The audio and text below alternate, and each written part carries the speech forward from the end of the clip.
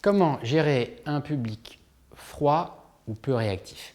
C'est pas évident parce que c'est vrai qu'on appréhende souvent les publics un peu remuants et challengeants, mais moi, à titre personnel, un public qui ne réagit pas du tout et qui reste froid à ce que je lui dis, c'est peut-être ce qu'il y a de plus perturbant. En fait, dans ce type de situation, il y a des choses qui dépendent de vous et il y a des choses qui ne dépendent pas de vous. On vous invite à parler à 17h un vendredi soir alors que tout le monde est assis depuis 8h.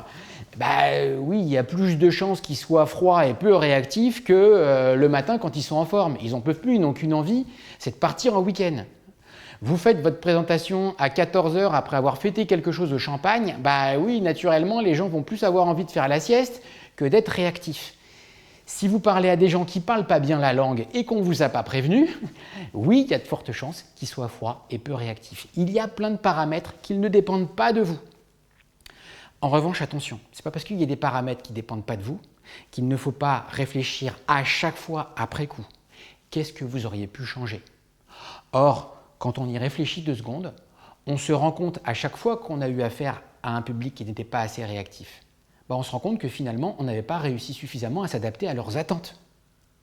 S'ils ne parlent pas bien la langue, leurs attentes, c'est justement qu'on simplifie pour pouvoir les embarquer. Il aurait fallu que vous le sachiez avant.